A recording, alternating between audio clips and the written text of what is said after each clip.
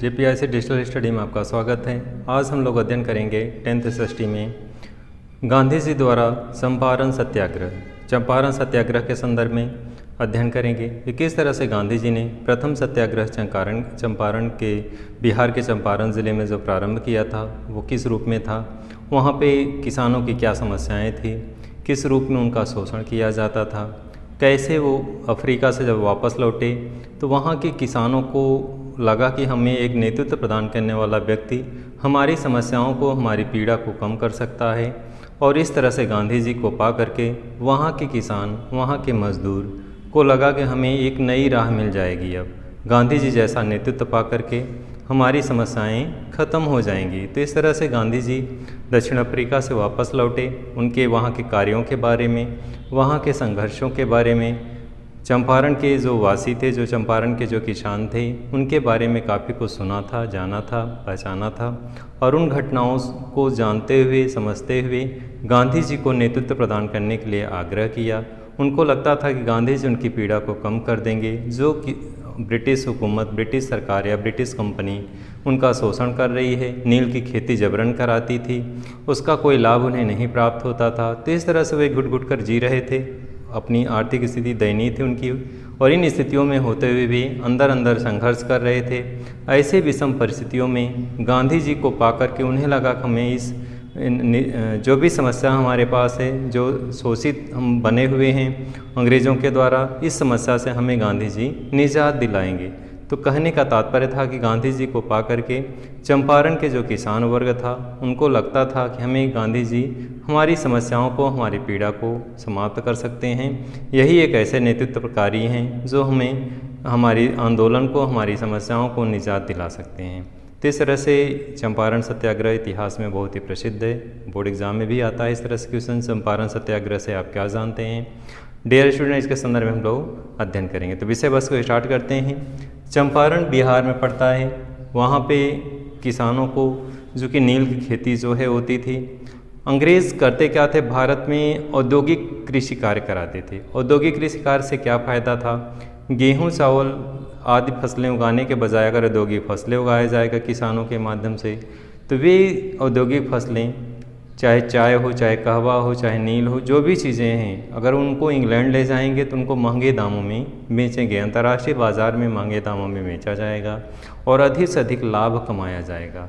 तो लाभ कमाने के ही उद्देश्य से भारत में आए थे, वो व्यापारिक संस्थान स्थापित किए थे भारत में, और इसी लाभ से प्रेरित होकर के भी यहाँ के चंपारण यानी बिहार के चंपारण ज़िले में जो नील की खेती कराते थे, किसानों को विवश किए कि किस तरह से आपको कृषि कार्य, अन्य कृषि फसलें उगाने की बजाय आपको नील की खेती करनी है, और इसी से जो है आपको जो भी फायदा होगा उसी से आपको लाभ लेना होगा। तो यहाँ की इस तरह की व्यवस्था थी। चंपारण ज़िला जो बिहार में पड़ता है और वहाँ पे किसानों का बहुत ज़्यादा शोषण हो रहा था। तो ऐसे विषम परिस्थितियों में गांधी जी, चूँकि इसके पहले दक्षिण अफ्रीका में आंदोलन चला चुके थे गोरे कालों को लेकर के, वहाँ पे उन्होंने काफ़ी संघर्ष किया था दक्षिण अफ्रीका में, और उन घटनाओं को बिहार के चंपारण ज़िले के जो किसान थे उनके बारे में काफ़ी सुना था, जाना था। और इन्हीं चीज़ों को दृष्टिगत रखते हुए उनको लगता था कि हमें ये नेतृत्वकारी, ये नेतृत्वकर्ता हमें इस मुक्ति दिलाएगा, हमें इस समस्या से निजात दिलाएगा। तो इसी के संदर्भ में गांधी जी ने जो है उनके आग्रह पे चंपारण ज़िले में सत्याग्रह किया था। वे वहाँ से दक्षिण अफ्रीका से वापस आते हैं और बिहार में चंपारण ज़िले में जा कर के अंग्रेज़ों के खिलाफ़ मुहिम उठाते हैं, बीड़ा उठाते हैं और सत्याग्रह प्रारंभ कर देते हैं। प्रारंभ में अंग्रेज़ अधिकारी उनके खिलाफ़ आदेश जारी कर आते हैं लिखित रूप में कि अगर आप यहाँ से नहीं जाते हैं तो आपको गिरफ्तार कर लिया जाएगा। लेकिन गांधी जी डरने वालों में से नहीं थे। वे चंपारण में रह कर के आंदोलन करना शुरू किए, अनशन करना शुरू किए। उनका रास्ता जो कि शांतिमय था, हिंसात्मक था, इस तरह से अंग्रेज़ों को उनके आगे झुकना पड़ा। और लास्ट में क्या किया जाता है, चंपारण के किसानों को जो नील की खेती की स्थितियाँ जो थी, पहले थोड़ा समझ लें कि खेती करते समय उन्हें सस्ती दर पर बेचने के लिए विवश किया जाता था। सस्ती जो खेती, नील की खेती करते थे, उन्हें सस्ती दामों में बेचने के लिए विवश किया जाता था, या यही उनकी समस्या थी। यानी वो वर्ष भर कृषि कार्य करते थे और फ़ायदे, मुनाफे के नाम पे उनके पास कुछ भी नहीं आता था। तो ऐसी परिस्थितियों में किसानों को लगा कि हमें इस समस्या से कैसे मुक्ति मिले, और गांधी जी जैसा नेता पाकर उन्हें इस समस्या से निजात करने वाला एक नेतृत्वकारी मिल गया। तो गांधी जी दक्षिण अफ्रीका से वापस आते हैं, 3 समस्याओं से अवगत होते हैं और वहाँ पे वे अनशन करना शुरू कर देते हैं। सत्याग्रह के रास्ते पे, जैसा कि सत्याग्रह का आप तात्पर्य जानते हैं, सत्य का आग्रह करना, सत्य के रास्ते पे चलना, दूसरे को बिना नुकसान पहुँचाए अहिंसात्मक तरीके से पीड़ा स्वयं को देते हुए और अपनी बात को सामने वाले से मनवाना। तो प्रारंभ में वहाँ के अंग्रेज अधिकारी उनका विरोध कर रहे थे, आदेश भी जारी किए कि आप यहाँ से नहीं जाते तो आपको गिरफ्तार कर लिया जाएगा, आपके खिलाफ दंडात्मक कार्रवाई होगी।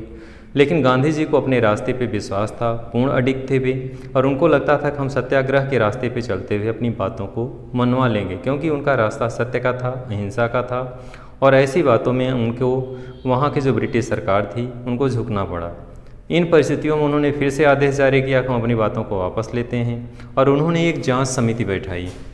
जांच समिति का उद्देश्य क्या था? किसानों की दयनीय दशा का उनका अध्ययन करना, क्या क्या उनकी समस्याएं हैं, किस तरह से क्या वास्तविक रूप से उनका शोषण हो रहा है, क्या उन्हें लाभ नहीं मिल रहा है। इन सभी बिंदुओं पे जांच समिति का कार्य था, उनका अध्ययन करना और कोई ना कोई एक निष्कर्ष तक पहुँचना। तो इस तरह से गांधी जी के प्रयासों से वहाँ के किसानों के संदर्भ में जो जांच समिति बनाई गई, यह पहला ऐसा सत्याग्रह था गांधी जी के द्वारा जो सफल रहा और इसीलिए कहा जाता है कि चंपारण सत्याग्रह भारत में प्रथम सत्याग्रह था जो सफल रहा। तो गांधी जी के चंपारण के सत्याग्रह के संदर्भ में जैसा कि इतिहास में महत्वपूर्ण विषय वस्तु है कि किस तरह से गांधी जी ने भारत में किसानों के लिए मसीहा बन करके आए। वहाँ के किसान जो थे गांधी जी को अपना मसीहा मानते थे कि हमारी समस्याओं को निजात दिलाएंगे, और उन्हीं का प्रयास था कि जो जांच समिति बनाई गई, जांच समिति का गठन किया गया और जिसके प्रयास से प्रथम सत्याग्रह यह सफल रहा। चंपारण का प्रथम सत्याग्रह के नाम से प्रसिद्ध है और यह सत्याग्रह सफल रहा। डियर स्टूडेंट, चंपारण सत्याग्रह के संदर्भ में बोर्ड एग्जाम में क्वेश्चन आता है, प्लेस भी पूछता है मानचित्र में भरने के लिए कि चंपारण जो है कहाँ पे है, यह घटना कहाँ पे घटित हुई थी, या गांधी जी ने चंपारण सत्याग्रह जो चलाया था क्या वो सफल रहा, अलग से एक प्रश्न आता है। तो इस तरह से प्रश्न बहुत ही महत्वपूर्ण है। हमारा विषय वस्तु यहीं पे समाप्त होता है। आपने इन बिंदुओं पे अध्ययन जो किया इसको लर्न रखेंगे और नोट्स इसको लिखेंगे। तो जैसा कि सत्याग्रह के संदर्भ में आपने अध्ययन किया, भारत में गांधी जी ने सत्याग्रह के रास्ते पे लगातार एक से एक आंदोलन चलाते रहे, सत्याग्रह के रास्ते पे चलते रहे, उनका कारवां बढ़ता रहा। प्रारंभिक अवस्था में उन्होंने किसानों को जोड़ा, मजदूरों को जोड़ा, धीरे धीरे उनका समूह बढ़ता गया। सत्याग्रह के रास्ते पे चलते हुए गांधी जी ने बहुत सारे आगे आंदोलन चलाए। इस आंदोलन के रास्ते में उन्हें यही अहिंसा का हथियार अपनाया उन्होंने, और इस तरह से भारत में विविध जो छोटे छोटे आंदोलन थे, जो छोटे छोटे क्षेत्रीय स्तर पर लोगों का समस्याएं थी लोगों की, उन समस्याओं को उन्होंने एक करके एक विशाल आंदोलन का रूप प्रदान किया। कभी कभी क्वेश्चन अलग से आता है, गांधी जी जो है सत्याग्रह के रास्ते पे चलते हुए कितना सफल हुए, किस तरह से सफल हुए, क्या वे वास्तविक भारत में मसीहा के रूप में थे।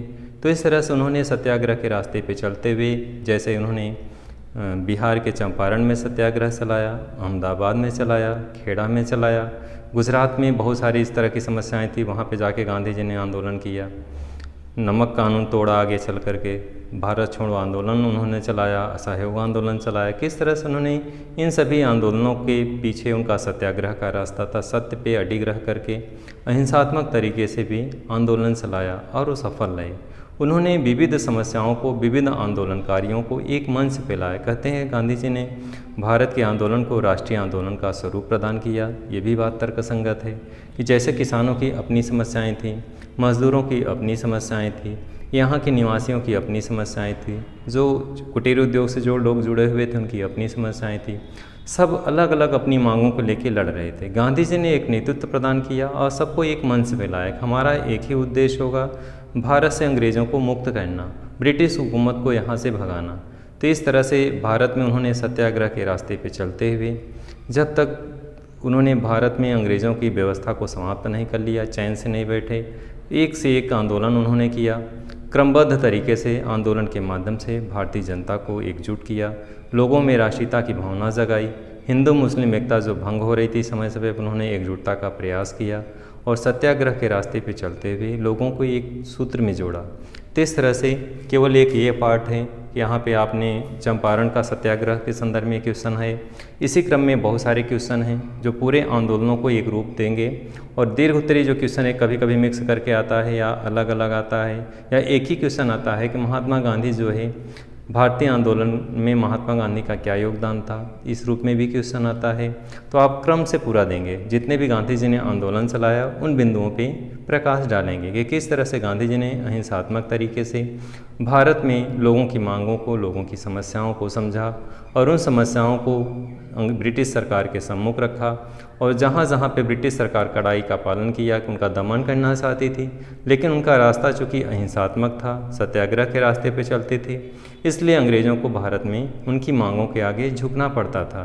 कई बार झुके, कई बार ऐसी भी समस्याएं आई कि उनकी बातों को नहीं माना गया, उनकी मांगों को नहीं माना गया, लेकिन जो भी रहा हो उन्होंने सत्याग्रह के रास्ते पे चलते हुए विश्व के मंच को उन्होंने एक रास्ता प्रदान किया कि सत्याग्रह एक ऐसा रास्ता है जो देश को आज़ादी के लिए, अपनी समस्याओं को मनवाने के लिए सबसे सर्वोत्तम और सही मार्ग है। क्योंकि सत्याग्रह के रास्ते पे ही चल के आप लोकतांत्रिक व्यवस्था में विरोध कर पाएंगे, आगे चल कर के लोकतांत्रिक सरकार के खिलाफ आप आवाज़ उठा पाएंगे। हिंसात्मक तरीका कोई सही रास्ता नहीं होता जो समाज को गलत रास्ते पे ले जाता है।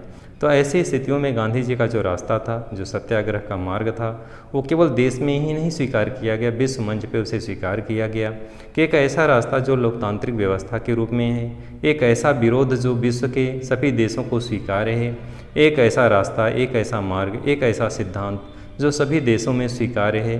क्योंकि अहिंसा ऐसा मार्ग है जो लोकतांत्रिक व्यवस्था में विरोध करने का एक सही प्रमाण देता है कि यही एक ऐसा रास्ता है, इसी के माध्यम से आप लोकतांत्रिक सरकार का विरोध कर सकते हैं। हिंसात्मक तरीका कोई रास्ता नहीं होता, इससे समाज को भटकाव मिलता है, लोग भटक जाते हैं, अपने रास्ते से दूर हो जाते हैं। जो उनका सिद्धांत है, अगर वो हिंसा करेंगे तो इस बिंदुओं से बहुत दूर हो जाते हैं। तो ऐसी परिस्थितियों में गांधी जी ने केवल भारत को ही नहीं, संपूर्ण विश्व को एक सत्याग्रह का रास्ता दिखाया कि इस पथ पे चलते हुए सरकार का विरोध करें, अपनी बातों को सरकार के सम्मुख रखें, अपनी समस्याओं को सरकार के सम्मुख रखें। और यही एक साधन है सत्याग्रह का, जिससे हम अपनी बातों को, अपनी समस्याओं को सरकार के सम्मुख रख सकते हैं। डियर स्टूडेंट, चंपारण सत्याग्रह भी इन्हीं में से एक था, जो प्रथम सत्याग्रह था।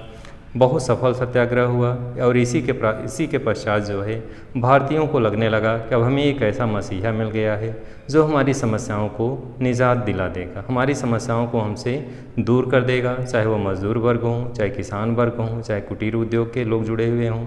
भारत में विविध वर्गों के लोग, विविध जातियों के लोग, विविध समूहों के लोग महात्मा गांधी को अपना एक नेता, एक मसीहा मानने लगे थे और उन्हीं के नेतृत्व में, उन्हीं के छत्रछाया में देश को आज़ादी दिलाने का मार्ग प्रशस्त करना चाहते थे। तो इस तरह से सत्याग्रह जो है गांधी जी का एक प्रमुख अस्त्र के रूप में था और इसी के रास्ते पर चलते हुए उन्होंने आगे देश को आज़ादी दिलाई। डियर स्टूडेंट, विषय वस्तु को यहीं समाप्त करते हैं, फिर से अगले वीडियो में मिलते हैं। धन्यवाद।